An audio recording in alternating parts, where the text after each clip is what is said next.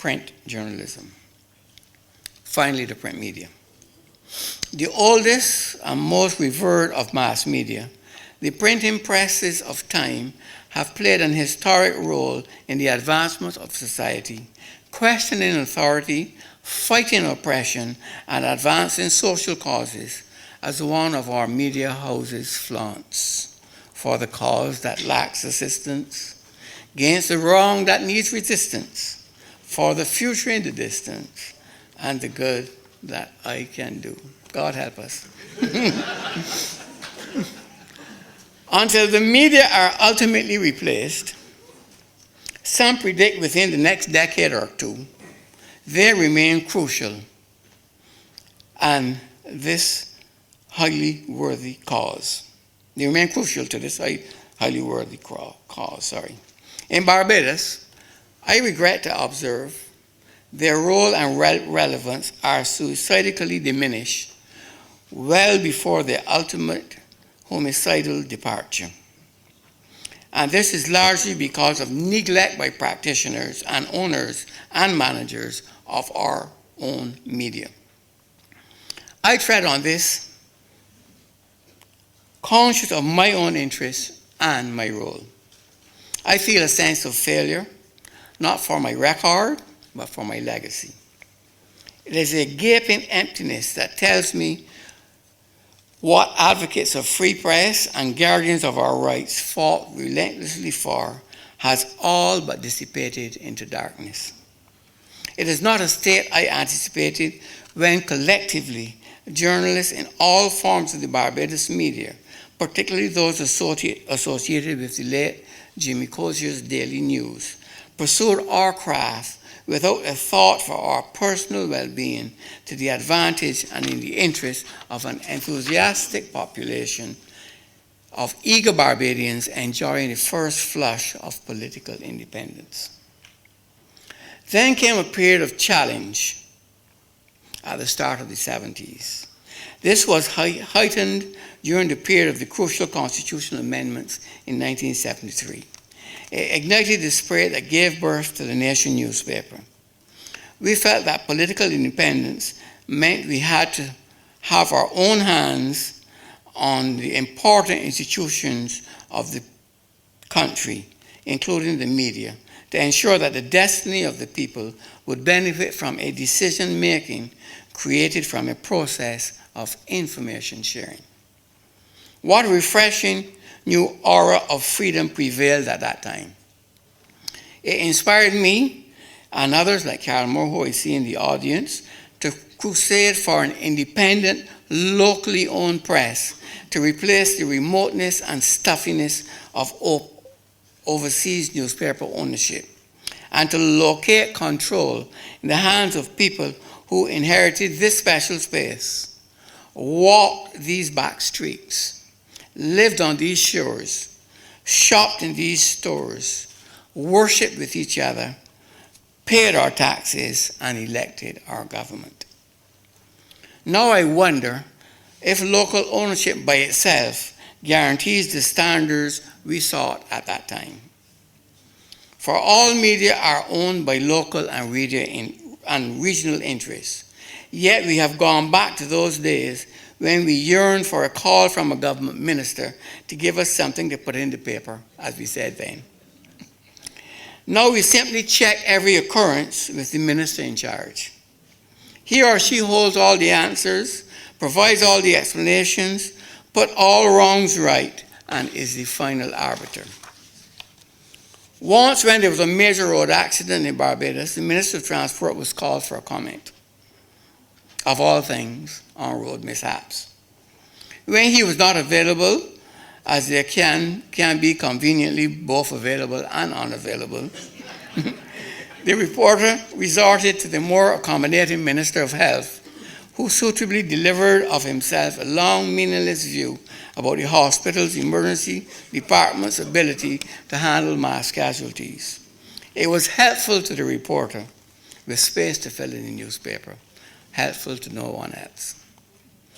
So, in this drought we are experiencing, the sought-after views that matter are either those of the Minister of Health on the effects of wildfires on asthmatics, the Minister of the Environment on degradation of the land, the Minister of Agriculture on water scarcity and food production, or the Minister of Finance on what it will all cost us.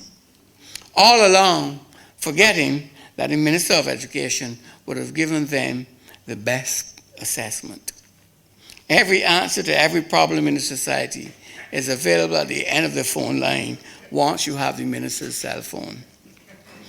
What misplacement of values and priorities. We have to be more creative, more sensible, and more aware of the message we are sending both to the minister and to mankind. Let's ferret out the real version, not necessarily the official version. I fondly recall the first edition of the Nation newspaper and the energy we generated in the interest of fearless journalism and a just society. Editor Carol Moore asserted in our front page editorial quote, "We come on the scene because we want to do something about our state of affairs. We've come on the scene because we share the view that an uninformed public is an enslaved public. We are not asking for any special freedom over and above that which the average citizen enjoys. We are interested in a sort of climate in which we can practice a more positive and investigative form of journalism." End of quote. Thank you very much for that, Carol. In that same edition, columnist Clive Daniel wrote, "Too many government policy statements have been accepted by the community as if government's positions were the only tenable ones." He went on to suggest, "A newspaper must raise issues. It does not await the government's lead to realize there are ills in this country. It seeks out issues and causes, always bringing pressure to bear on elected and other officials in the interest of good government." End of quote. Another columnist, Joe Broom, our respected veteran, late veteran, drew on history. He said, "Changes in colonial policy only came as a result of the crusading efforts of H.G. de Lisser at the Jamaica Gleaner, A.P.T. Ambard at the Port of Spain Gazette, Albert Marchot at the West Indian in Grenada, and in Barbados, Charles Chenery at the Barbados Advocate, Grantley Adams at the Agricultural Reporter, and Clennell Wickham at the Herald." He observed, quote, "The West Indian press must be alert and accommodate itself to a new orientation if the region is to make any progress." Adding, "The press thrives on its ability to examine the conduct of people, be they princes, prime ministers, or puppets, and to portray the merit of the conduct of those who dwell in the lowlands and not near the Olympian seats of newfound power." End of quote. I'm afraid this is not today's printed press. We have fallen far short. We have not, as Broome urged, accommodated a new orientation.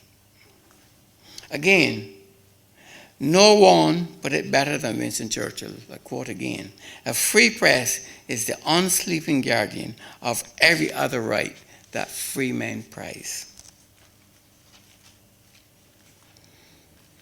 Perhaps we ourselves have indulged in a new orientation, though. We have moved away from the high principles and have changed the climate to our own liking, but also our own professional disadvantage. We stifle news and thwart it. We do it for narrow, self-serving reasons, and as a consequence, debase our people. I can be charitable and say some of this is being done absent-mindedly, but frankly, lots are done deliberately. I know some of the challenges. One relates to the fact that we are besieged by former colleagues who are public relations agents, who in the exercise of their well-played positions and armed with promises to plant positive stories on behalf of their clients or their ministers, to shield them from negative coverage by infiltrating the media, are unconscious of the damage they do to the body national. Or maybe they're just honestly serving their clients or masters, whose interests do not always coincide with the constituency of the journalists. Then we have journalists whose only interest is in preserving their own privileges of perks and parties. They will sacrifice personal integrity, avoid inquiring journalism, not to speak of investigative journalism and other conventional forms of high-quality writing, in order to remain close to those who wield power in business, in sports, and in government.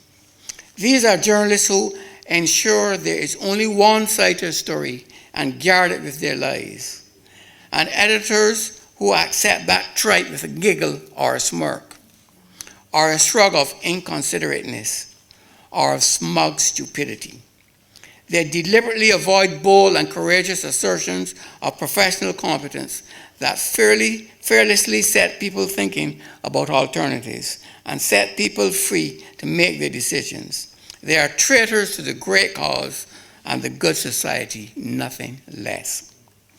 Since democracy is that imperfect form of government which presumes it can best advance the interests of society through a system that is of, from, and for the people, we have to gird those people with decision-making information, like reporters and editors, and inspire them to work out their own salvation, which is bound up in the fate of all citizens.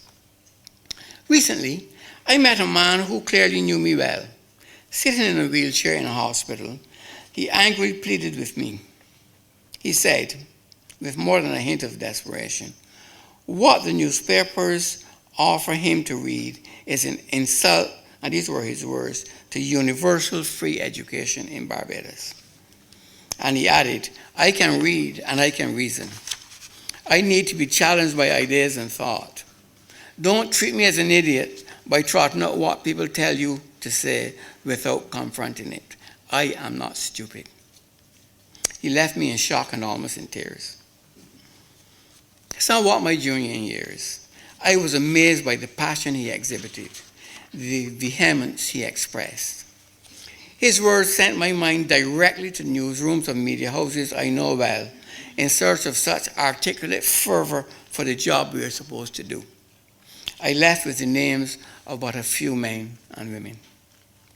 It made me mourn.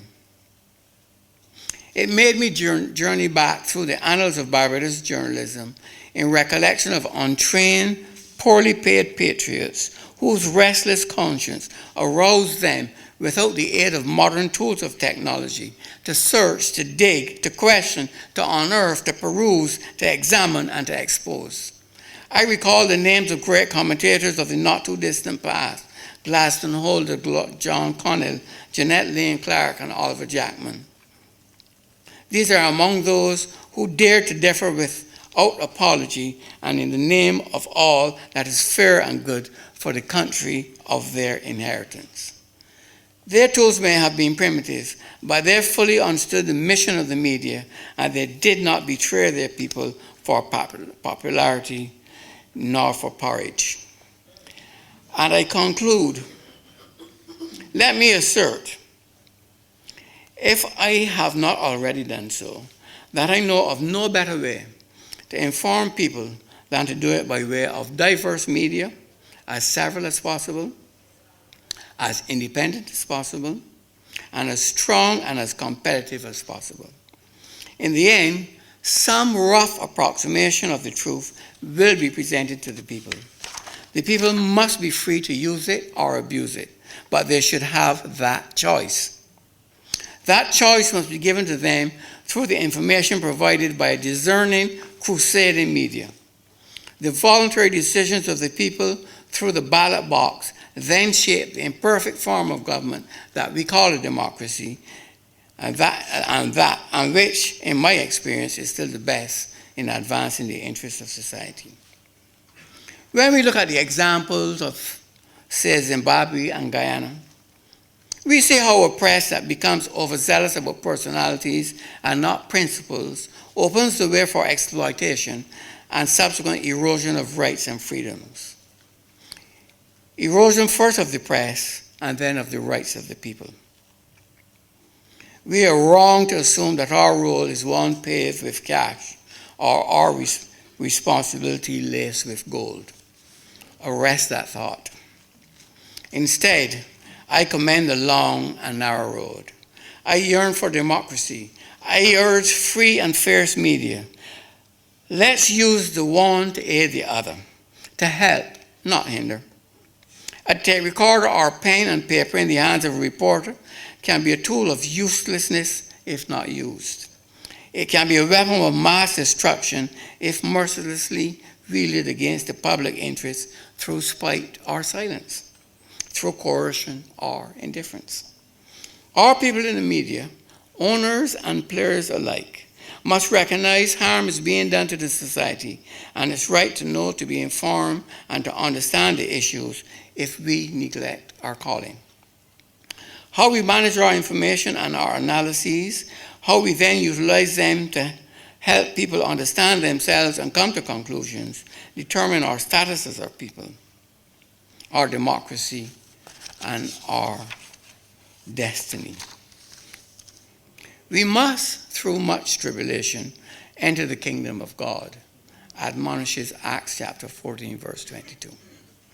I come to the end of this lecture with this biblical injunction, which suggests that there is no easy path to Christian success. Since the kingdom of God represents the ultimate, then we should strive for the professional ultimate. I therefore urge journalists to see true meaning and genuine purpose in what we strive to do. But I also caution that we expect disappointments and setbacks, but know that, as the Bible also intones in 1 Peter chapter 1, make your calling and election sure. I advise you, if your professional calling is secure, so too will be your election. Great and precious will be that inner reward of professional accomplishment and satisfaction, and your service to mankind would be just. Thank you very much.